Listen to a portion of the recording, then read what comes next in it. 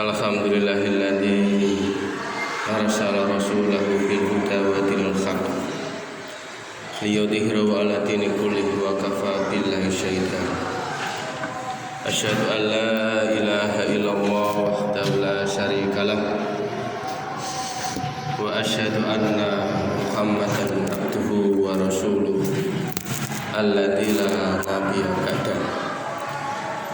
Allahumma sholli wa sallim ala sayyidina Muhammad wa ala alihi wa ashabihi wa man tabi'ahum bi ihsanin ila yaumil qiyamah, amma ba'd.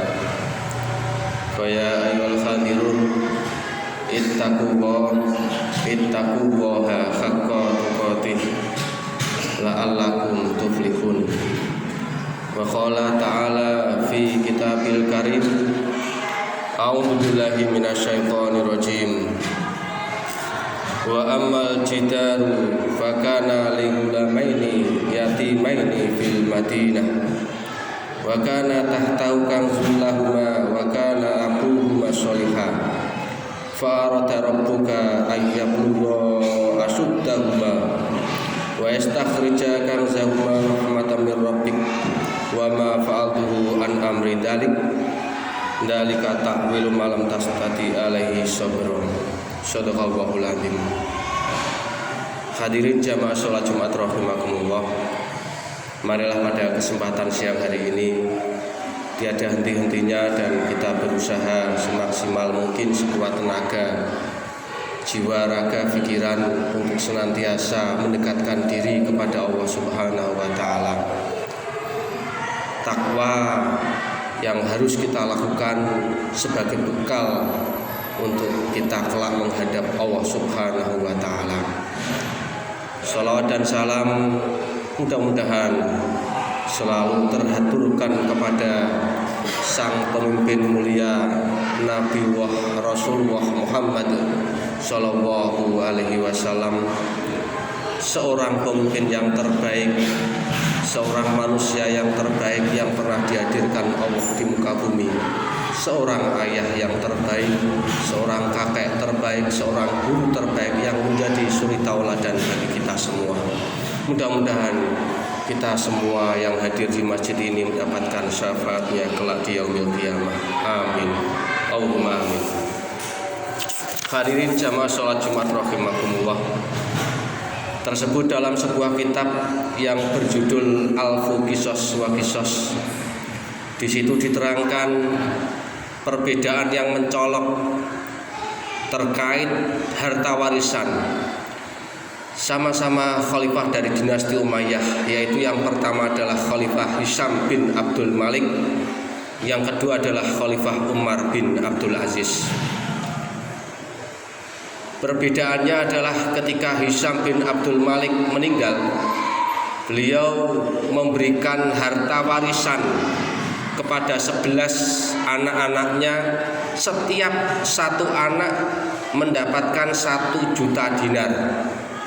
Kalau dikurskan hari ini maka kira-kira 2,5 miliar rupiah. Sedangkan Khalifah Umar bin Abdul Aziz juga meninggalkan 11 anak. Tetapi beliau hanya memberikan harta warisan kepada anak laki-lakinya setengah dinar. Kalau dikurskan hari ini kurang lebih 1,3 juta rupiah. Perbedaan yang mencolok inilah yang dipelajari oleh ahli sejarah. Kenapa? Karena harta yang ditinggalkan oleh Hisham kepada anak-anaknya tidak memberikan kebaikan sedikit pun. Sebaliknya, harta yang sedikit tetapi membawa keberkahan dan kebaikan itu diberikan kepada 11 anak dari Khalifah Umar bin Abdul Aziz, menjadikan 11 putra putrinya itu menjadi orang yang berkecukupan dan bahkan menjadi seorang yang ahli dermawan jihad fisabilillah. Hadirin rahimakumullah, dalam kesempatan ini saya ingin menggambarkan bahwa harta ketika didapatkan dari sesuatu yang tidak halal, maka harta itu akan memberikan sesuatu yang bersifat buruk dan negatif.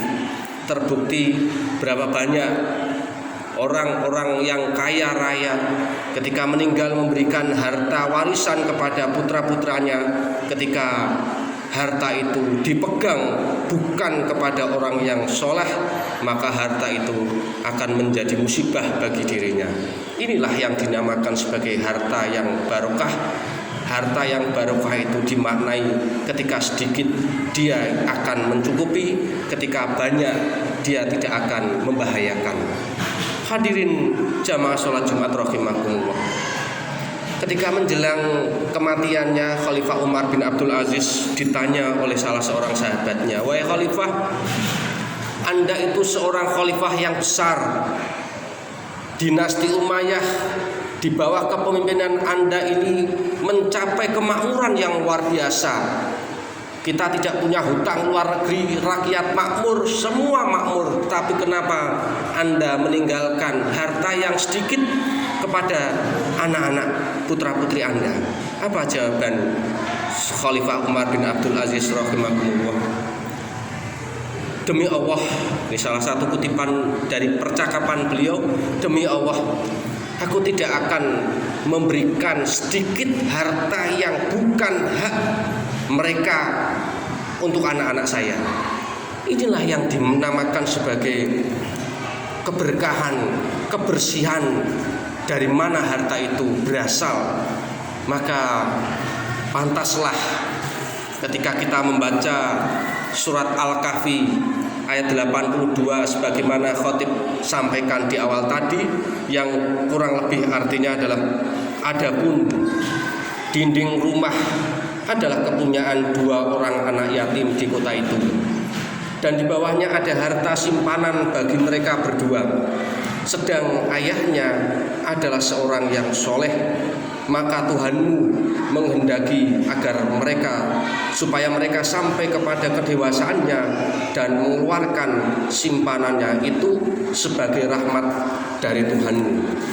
Hadirin jamaah sholat Jumat rahimakumullah, ayat ini menandaskan bahwa ada anak yatim yang ditinggalkan, yang diberikan harta peninggalan oleh ayahnya tatkala masih hidup, dan harta itu dijaga oleh Allah.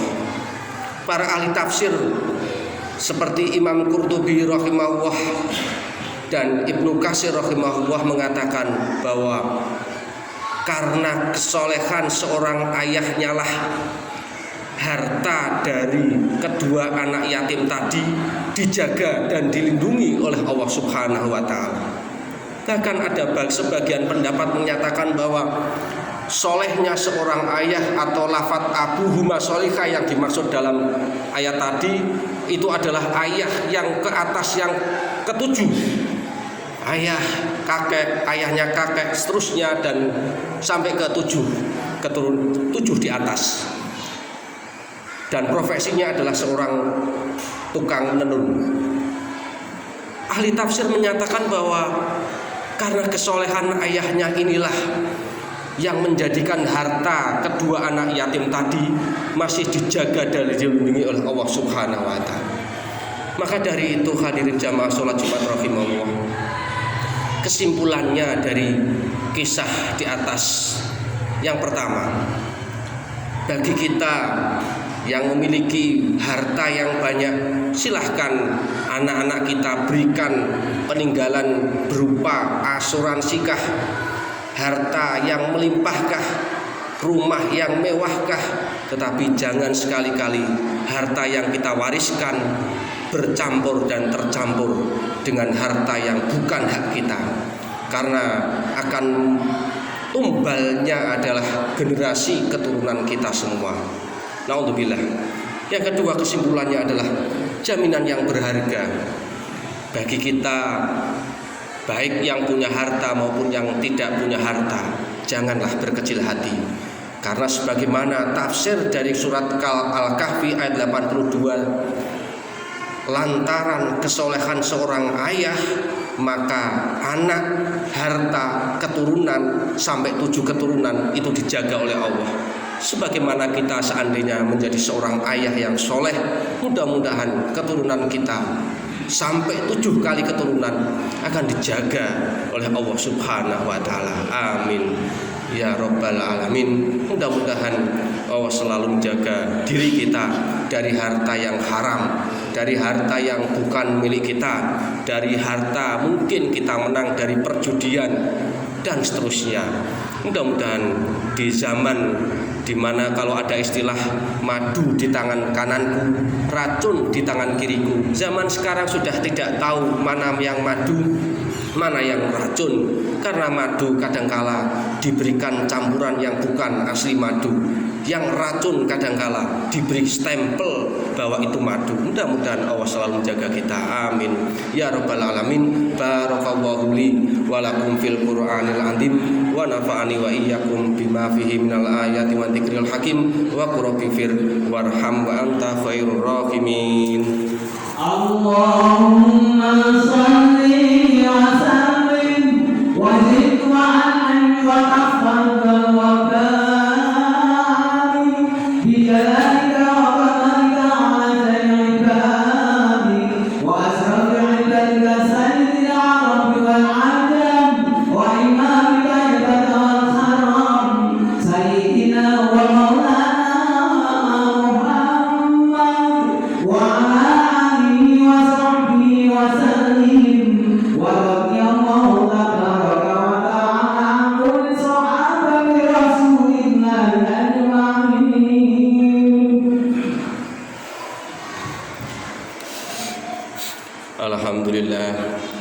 Alhamdulillahilladzi an'ama alaina bi ni'matil iman wal islam.